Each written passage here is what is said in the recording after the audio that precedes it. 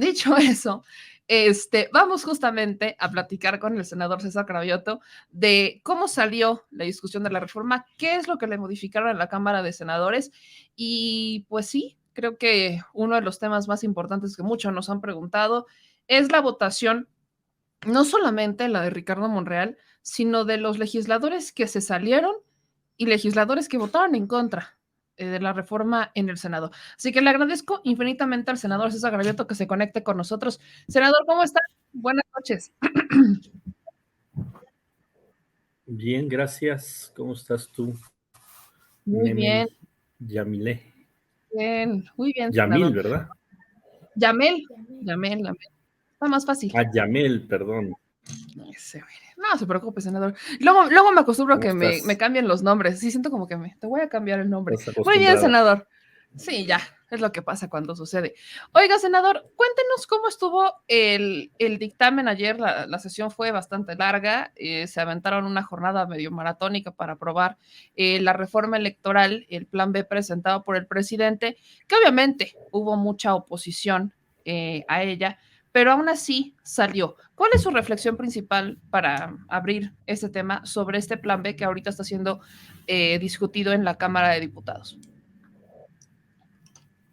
Bueno, mi reflexión principal es que salió una reforma o una serie de reformas a distintos ordenamientos muy importantes que le van a dar mucho más certeza a los procesos electorales en el país de lo que se tenía. Eh, Ahorita aquí voy a dejar a un lado todas las días que ha venido diciendo la oposición desde hace 6 meses y voy a hablar de temas importantes, sustanciales de la reforma.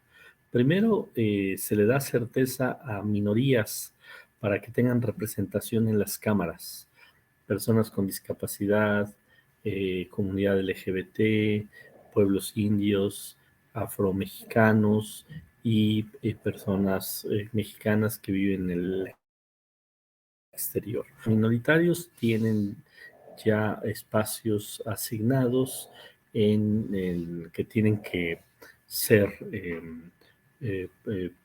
puestos o propuestos por los partidos políticos para las elecciones. Es un tema muy importante.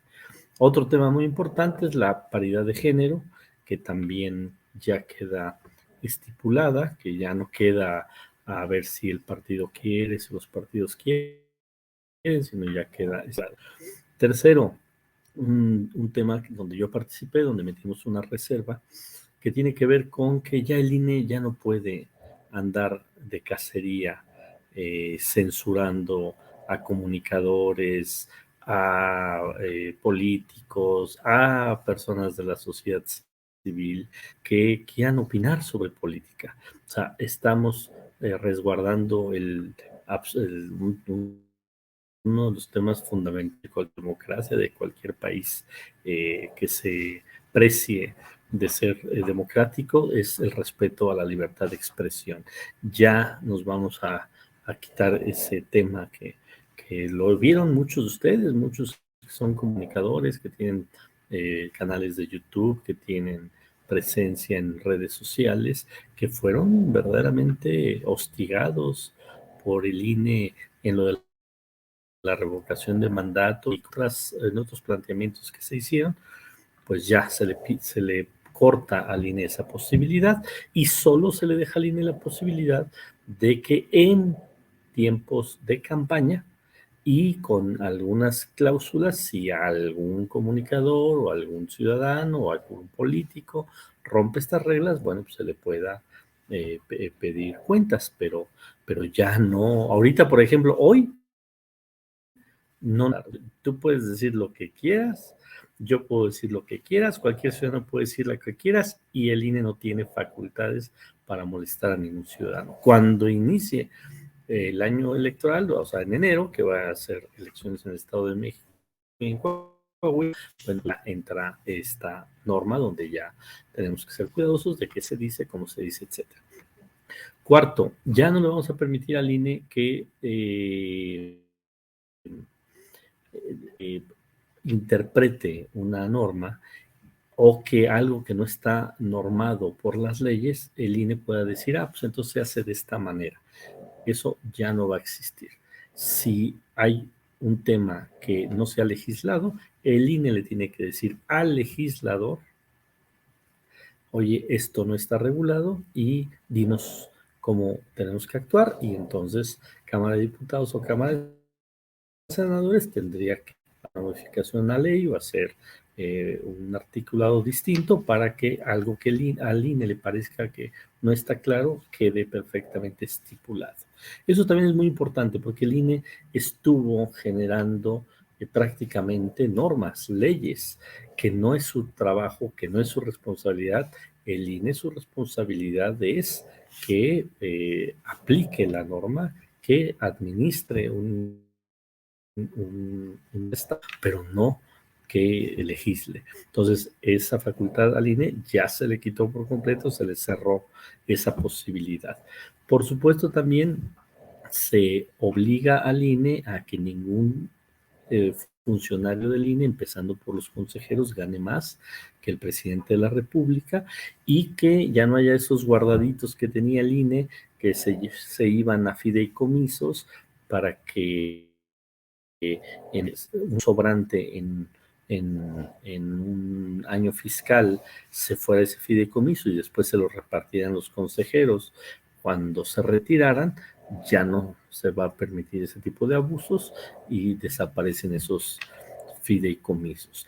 También se plantea que tiene que haber una reestructura en los órganos electorales locales, en las juntas distritales, para que sea más eficiente el INE. En el tema de campañas, por supuesto, no puede haber recursos públicos en ninguna campaña, pero en esta lógica de la libertad de expresión, pues todo mundo podemos opinar. O sea, ya no va a ser esos grilletes donde prácticamente ya querían que el presidente de la República ya no hiciera ni conferencias de prensa.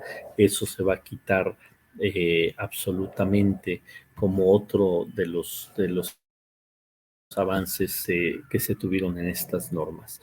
O sea, son una serie de reformas. Bueno, algo también muy importante, que el día de la elección, el domingo, se tiene que empezar a dar a conocer los resultados electorales, y no como está actualmente, que se va hasta el miércoles posterior, donde se inicia el cómputo legal. Eh, Esos cuadros de margen ocurría que se hacían barbaridades y medias. Ahora no. Empiezan a llegar los resultados, no solo en un PREP, sino ya en el sistema de resultados. Se empiezan a dar a conocer los resultados de casilla por casilla, y eso permite que no haya maniobra por ningún partido político y por supuesto por ninguna autoridad electoral. También el capítulo de medios de impugnación, que también es muy importante, muy relevante. La votación de los mexicanos en el exterior también se garantiza. Alguien que tiene discapacidad también se obliga a que el órgano electoral dé las condiciones para que hasta pueda hasta pueda acercarse la urna a una persona que no tiene movilidad, una persona que está en prisión preventiva, que no está sentenciado, o sea que sus derechos electorales están intactos, pues se le va a permitir votar. O sea, hay muchos avances, muchos avances en el tema electoral. Cuando yo les digo este panorama, quien está escuchando y quien nada más tenía la versión de la derecha, de los mentirosos partidos de la derecha, dirían, oye, pero el tema no era que iban a decir, el tema no era de que el presidente de la República quería tener el control de los órganos, hasta llegaron a decir la barbaridad que el gobierno quería tener el registro nacional de electores. Todo eso es mentira. Es una serie de reformas para fortalecer la democracia. No son reformas solamente al INE. Sí, por supuesto que el INE, estas reformas, pero no es una reforma al Instituto Nacional Electoral, son reformas electorales que, insisto, nos van a permitir una mejor vida en los procesos electorales en el país. Más o menos es el panorama general de lo que se votó el día de ayer. Son unos cambios importantes, sobre todo eso de que el Instituto Nacional Electoral ya no pueda pues intentar censurar las mañaneras o buscar que se baje el contenido, porque ya estaba llegando un punto de decidir. Por ejemplo, me acabo de enterar que el INE inició un procedimiento en contra del 11 por cubrir la marcha del 27. Me acabo de enterar justamente hoy que el INE inició ese procedimiento en contra del 11 por haber en contra del Canal 11, o sea, el instituto en contra del Canal 11 por hacer una transmisión, o sea, por cubrir el evento de la marcha del presidente bajo el argumento del uso indebido de recursos públicos. Y dices, bueno, o sea, entonces también te vas a sancionar, o sea, vas a sancionar a Televisa, vas a sancionar a los medios de comunicación que lo cubrieron, o solamente te vas a ir con los medios que dependen de alguna institución pública, porque cómo está funcionando. Y eso es lo que el instituto ya prácticamente estaba dictando, qué decir y qué no decir, qué es lo que la gente merecía saber, qué es información pública y qué no es información de interés público. Y obviamente hay muchas cosas que con la dinámica de comunicación del presidente Andrés Manuel López Obrador quedan muy afuera porque hay cosas que se deben de saber. Pero hay algo que me brinca, y aquí creo que muchos tenemos las dudas, con el tema de el cómputo. ¿Qué va a pasar? O sea, en una elección, esto entraría en vigor ya para las elecciones del Estado de México, ¿verdad? Bueno, sería lo más conveniente. Si técnicamente el INE dice está muy cerca y no se puede, bueno, pues nadie está Hasta obligado febrero. a lo imposible, pero, Ok. pero sería proceso electoral, pero si ya habría condiciones, pues sí tendrían eh, que tener ya en Y el en proceso este, electoral. y en este sentido de los cómputos, o sea, ese mismo día se empieza a computar. ¿Cuándo nos enteraríamos del resultado final? ¿Ese mismo día o o sea, se mantendría el PREP y de forma paralela se estaría haciendo el cómputo o por completo desaparece el PREP? ¿Y cuándo sabríamos los resultados ya finales de la elección? Bueno, es algo que tiene que determinar el INE técnicamente. Ok. Por ejemplo, vimos algunas elecciones ahora en Sudamérica y la verdad es que nos sorprendimos con un país en Sudamérica en la noche de la propia elección, pues ya tenían los resultados y no fue una elección fue una elección muy cerrada, la de Lula contra Bolsonaro, y se tuvo prácticamente en la noche, en la madrugada del mismo domingo, ya la certeza de cómo había quedado en una elección cerrada. Se jactan mucho los de la derecha y los propios del INE que nos dicen es que este INE les dio casi el triunfo a Morena, este INE le dio la certeza ahora que han ganado 22 gobernaturas. Yo me pregunto con este INE, imagínense la elección del 2018 cerrada. Imagínense que la diferencia hubiera sido 1 millón de votos o 500,000 votos. Tal vez no estaría el presidente López Obrador despachando en Palacio Nacional.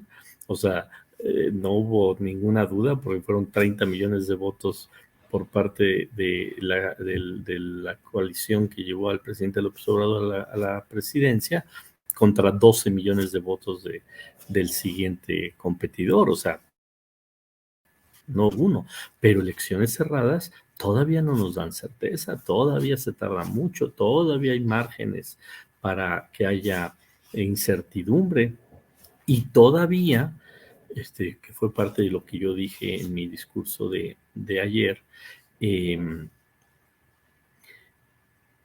no hace mucho, o sea, en junio de este año, vimos elecciones terribles, elecciones donde los gobiernos estatales metieron a operar, sobre todo dos estados, ¿no? Tamaulipas y Aguascalientes. Y bueno, también Durango, pero bueno, digamos que Tamaulipas y Aguascalientes fueron los casos más dramáticos. O sea, en Aguascalientes la policía estatal, la policía municipal, aprendía a brigadistas nuestros, encerraba en los hoteles a gente que venía venía de otros estados a ayudar a la campaña, ponía armas, ponía drogas en los coches de los compañeros. ¿Y hay acaso un oficial, un mando de la policía de Aguascalientes procesado por delitos electorales? Nadie.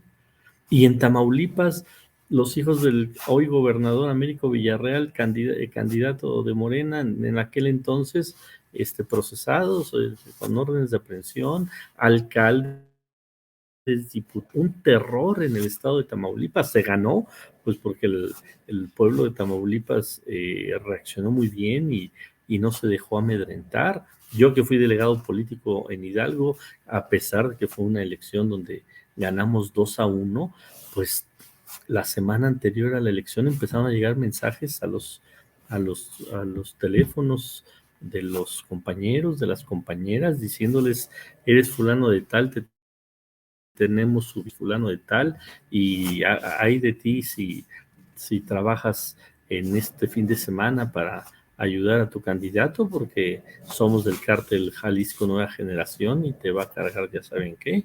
O sea, ganamos y seguimos ganando las elecciones porque la gente en este país ha despertado políticamente, porque la gente tiene mucha conciencia política, no por la actuación necesaria los órganos electorales, que sí, por supuesto que hay funcionarios electorales muy capaces, que hay ciudadanos que están ahí toda una jornada electoral, todos nuestros respetos a todos ellos, pero de eso a que la institución se maneje de manera perfecta no es real, no es verdad. Y bueno, ¿y qué decir del proceso de revocación de mandato?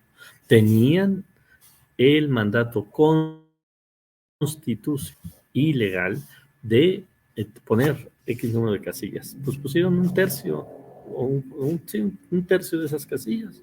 Tenían la obligación de difundir de la mejor manera la revocación de mandato, pues fueron los principales opositores a que la gente participara en la revocación de mandato, o sea, se volvieron militantes en contra de la participación de la gente. Entonces, con estas reformas, pues obligando al INE a que dé pasos a que tengamos una institución mucho más seria, mucho más equilibrada y que no se cargue de un lado o del otro de una contienda. O sea, ya teníamos, como decimos luego en los partidos de fútbol, ya teníamos un árbitro vendido, ¿no? Un árbitro que inventaba penaltis, que le sacaba tarjetas rojas, pero solo a los de un bando, ¿no? Y a los del otro bando los dejaban hacer lo que fuera. O sea, por ejemplo, los senadores de Morena ya nos reía, casi el senador de Morena que no tuviera en su escritorio una demanda del INE por revocación de mandato o por alguno de los procesos electorales que se dieron en curso este año, pues decíamos, pues no eres alguien del movimiento, porque todos tuvimos denuncias. Y en cambio los de la derecha decían, hacían, operaban, tomaban partido y entonces con ese tipo de árbitros no se puede avanzar electoralmente. Y por eso la derecha está tan enojada, porque le pusimos candados a ese árbitro vendido. Le pusimos normas a ese árbitro vendido para que no pudiera hacer lo que se le antoja.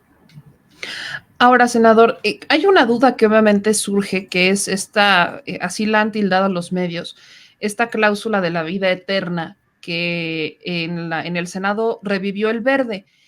¿Qué pasó aquí? Porque, bueno, el presidente respondía sobre ella diciendo que si se aprobaba o si se modificaba algo de esta reforma que fuera en contra de los principios de la iniciativa, en los principios de la democracia, en los principios del movimiento, él iba a vetarla. Y obviamente ya ahora sabemos que los diputados del Verde ya decidieron echarla para atrás, pero en el Senado la revivieron. ¿Cómo se dio esta situación? Porque muchos lo han tomado como incluso lo diré yo también, como si estuvieran chantajeando a Morena a cambio de votos. A ver, sí es un tema controvertido, que dentro de todas las mentiras que ha dicho la derecha, la oposición de todas estas reformas electorales, esta también es una mentira, porque ni es transferencia de votos ni es vida eterna para nadie. Es la posibilidad de que haya coaliciones electorales, que, por cierto, a nivel nacional hasta el 2008, 2010 todavía existían. De hecho, por ejemplo, no sé si recuerdan, tú eres muy joven, pero la coalición Juntos Haremos Historia, que no me acuerdo si fue en el 2006 o en el 2012, que llevó al hoy presidente de la República de su candidato, que en aquel momento lo conformaba el PRD, eh, Convergencia y el PT, pues era una coalición electoral. ¿Qué es coalición electoral? Es cuando más de dos partidos deciden ir juntos en una elección y en lugar de ir por separado, forman esta coalición electoral donde hay un convenio de coalición y en ese convenio de coalición se dice el primer 3% de los votos que obtenga esa coalición van para tal partido, los segundos 3% de coalición de los votos van para tal partido y así. Y los ciudadanos, la sociedad se entera y sabe, a ver, si voto por esta coalición, los primeros tantos por ciento de los votos van para este partido, los siguientes tantos por ciento de los votos es para tal partido y los siguientes tantos votos es para tal partido. Y es una posibilidad, o sea, hay quien la puede usar y hay quien no la puede usar. Entonces, ni es transferencia de votos, que de manera mentirosa sea manejada, así no es de que le lleguen votos a Morena y Morena los manda a otro lado, no. Los votos son para una coalición y la gente sabe qué partidos van en coalición y qué porcentaje de los votos totales que obtenga esa coalición van a ser, o sea, se sabe, no es obscuro, no es de que una vez que llegan los votos ya vemos cómo los repartimos, no, hay un convenio de coalición. Hay quien dice que es inconstitucional. Yo tengo mis dudas. ¿Por qué tengo mis dudas? Porque en varios estados de la República existe esa figura. Si fuera inconstitucional, pues en ningún estado de la República podría aplicar. Entonces, nosotros decidimos apoyar aliados que han sido en todo este tramo el Partido del Trabajo y el Partido Verde Ecologista para que se pudiera dar esa figura. Como una posibilidad, también hay candidaturas comunes, que ahí sí cada partido tiene su logo y la gente vota por un partido u otro, y cada partido se lleva el número de votos que la gente vota en el cuadrito del partido, o cada partido por una elección. Entonces se abre esa posibilidad. Seguramente si pasa por Cámara de Diputados y si lo promulga el Ejecutivo, pues la oposición se va a ir a la Suprema Corte y ya la Suprema Corte revisará y nos dirá si era anticonstitucional o no lo era. Pero están haciendo un gran escándalo, como si fuera primero vida eterna. Pues no puede ser vida eterna, porque si esa coalición no tiene el 3%, o el convenio de coalición, por ejemplo, se diga, el primer 3% va para el Partido Verde, el segundo 3% va para el PT, o sea, para garantizar el porcentaje mínimo de esos partidos, y el tercer 3% va para Morena, y esa coalición logra el 5%, pues nada más el primer partido mantiene su registro y los otros dos partidos no mantienen su registro. O sea, no es vida eterna para nadie. Entonces, insisto, escuchamos a nuestros aliados, que han sido aliados en toda esta etapa y que esperamos que sigan siendo aliados de aquí al 2024, y de manera muy clara, políticamente muy razonable, dijimos sí, vamos a apoyar a nuestros aliados para que haya esta posibilidad. Si no sale en la Cámara de Diputados o no lo promulga el Ejecutivo o lo echa atrás la Suprema, nosotros hicimos el planteamiento y bueno, aceptaremos que en cualquiera de esas etapas no pase este planteamiento que hicimos desde el Senado de la República. Ya tiene todo sentido. Sí, justo ahí sí me tocó.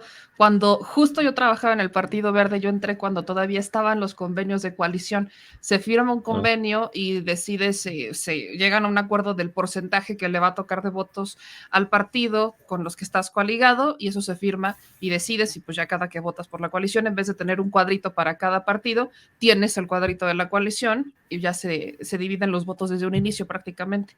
Ya lo recuerdo. Entonces, sí hubo mucha desinformación al respecto de esto. Incluso mucha. debo decir que caí porque tal como lo habían planteado en la Cámara de Diputados, no es la forma en la que llega. Lo corrigieron en el Senado, hicieron un planteamiento completamente distinto, pero sí hubo una desinformación brutal en esa transición. Por último, senador, creo que la pregunta que hace mucho la gente es el caso del senador Monreal. Muchas personas, si le hice este mismo planteamiento a la senadora Antares antes de la discusión, ella me decía que pues correr o sacar a Ricardo Monreal de la Junta de Coordinación Política pues pudiera llegar quizás a ser un riesgo porque no saben con cuántos senadores pudiera haber una desbandada. Luego vimos que se aprobó aún con el voto en contra de Ricardo Monreal y empezamos a cuestionar si realmente habría una desbandada. Entonces, yo le pregunto, ¿qué pasa con el caso del senador Ricardo Monreal? Él dice que no se va, pero ustedes como senadores se sienten cómodos con Ricardo Monreal estando en contra no solamente de la reforma electoral, sino de muchas otras cosas que encabeza hoy la 4T. Bueno, yo diría que el, entre el día de ayer y hoy en la mañana, que terminamos como por ahí de las 10 de la mañana la sesión, aprobar estos dos dictámenes y reformar todos los artículos que se reformaron, eh, digamos que salimos fortalecidos como grupo. Lograr el objetivo. ¿Cuál era el objetivo? Sacar justamente las reformas. Había muchos nubarrones en el ambiente, decían que no íbamos a tener la mayoría, que fue un buen número de... Es más, todavía el senador Osorio Chong subió a tribuna y dijo 12 senadores de Morena no van a votar a favor, por lo tanto no van a tener mayoría, o sea, se atrevieron hasta hacer esos planteamientos, y la verdad es que excepto dos compañeros, el senador Ricardo Monreal y el senador Espino, el resto, bueno, y algunas ausencias, el resto del grupo parlamentario de Morena y nuestros aliados, Verde, PT y el grupo parlamentario de Encuentro Social, todos votamos a favor. O sea, se quedaron con un palmo de narices los de la derecha, esperando a que no tuviéramos los votos suficientes para sacar la reforma. Es indudable que hay diferencias en el grupo, no voy a tapar el sol con un dedo, sí tenemos diferencias políticas, pero lo más relevante, lo más importante es tener la cabeza fría y entender que estamos ahí para acompañar un proceso de transformación del país. Y acompañar un proceso de transformación del país es que las cosas salgan. Y una serie de reformas electorales tan complejas salieron. Unas reformas constitucionales a la Guardia Nacional, a la aportación del ejército en temas de seguridad hace unos meses salieron. O sea, están saliendo las cosas. Y yo diría, mientras estén saliendo las cosas, tenemos que estar contentos, tenemos que estar satisfechos, tenemos que estar a gusto con el trabajo que estamos realizando. Tan es así que hoy el presidente de la República nos hace un reconocimiento y nombra uno por uno los 69 senadores votamos a favor el primero de los dictámenes. Entonces, nosotros estamos para cumplirle al pueblo de México, para ayudar a que el presidente de la República cumpla sus ofertas de campaña, cumpla la ruta que se trazó desde que era candidato a la presidencia.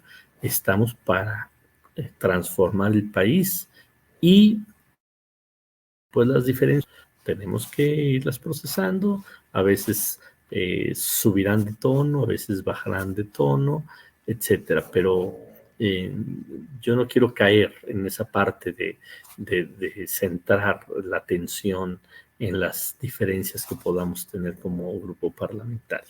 Fue un triunfo del grupo parlamentario. El grupo parlamentario demostró que está muy maduro.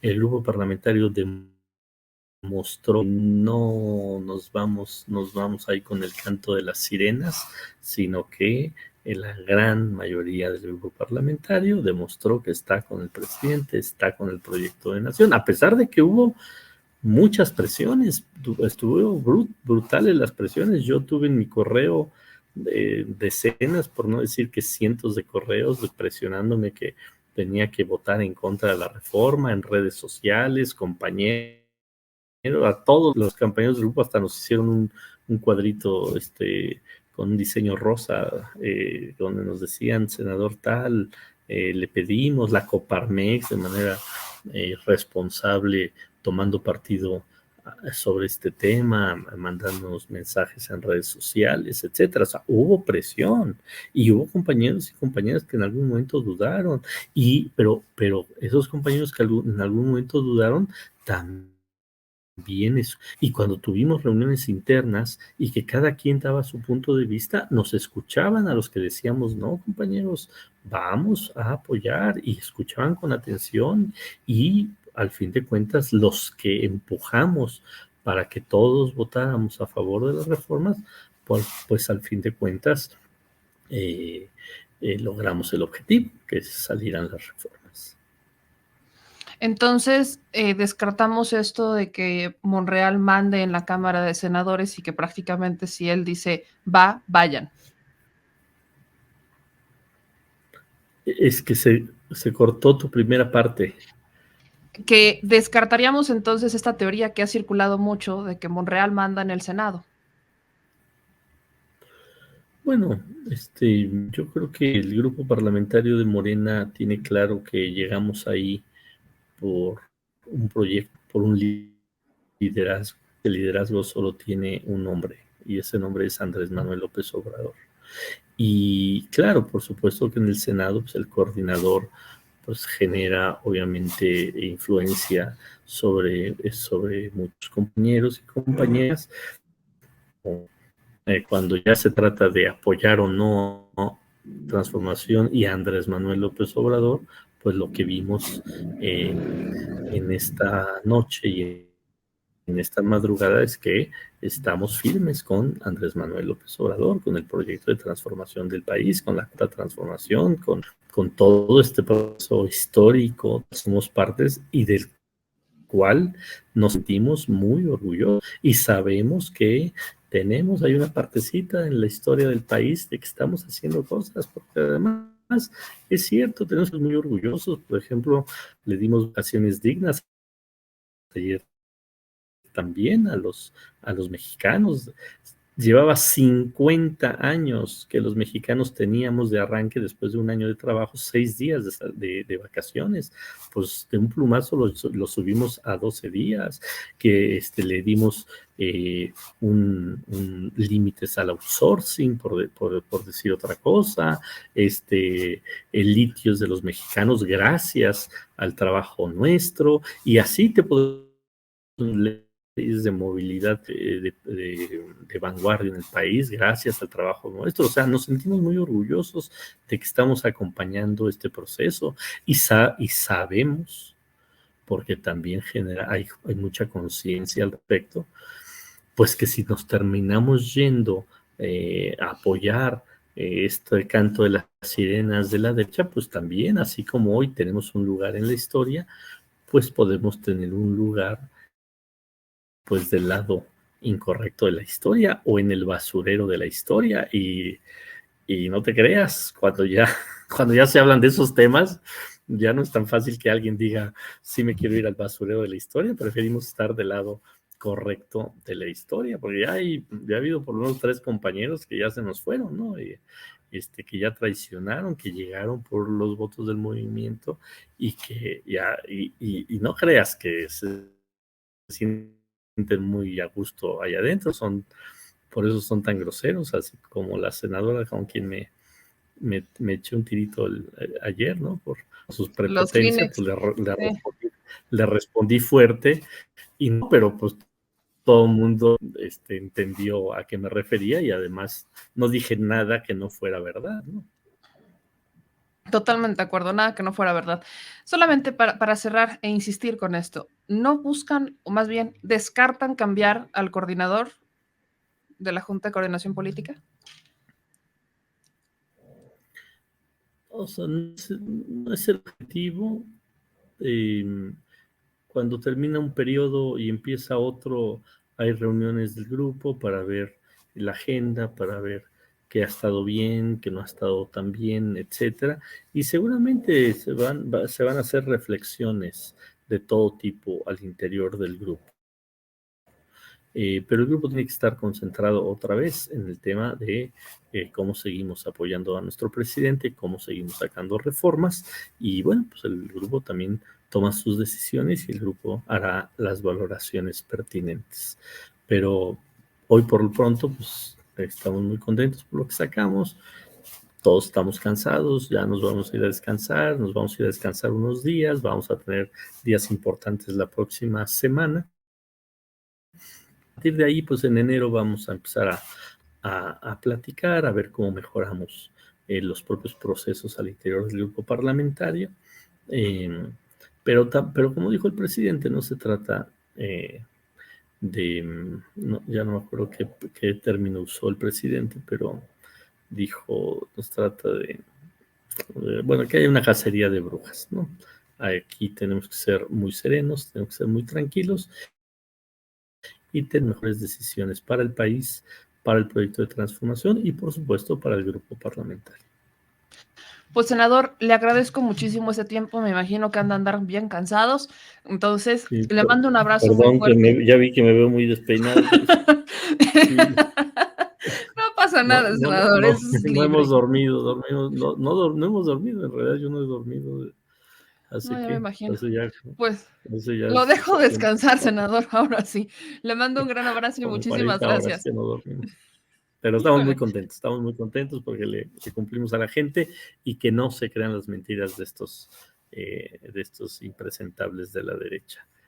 pues Fueron ahí muy está. buenas reformas. Yo por eso también les Lo que saqué, sí. les decía que estaban en una telenovela porque pues, los oías y parecía que el país iba a acabar hoy. Hoy ya no teníamos país, hoy ya no teníamos democracia. Son unos impresentables. Pero bueno, lo bueno es que la gente ya los conoce y ya les cree muy poquito de todo lo que dicen. Todavía hay mexicanos que les creen, pero bueno, es la minoría afortunadamente.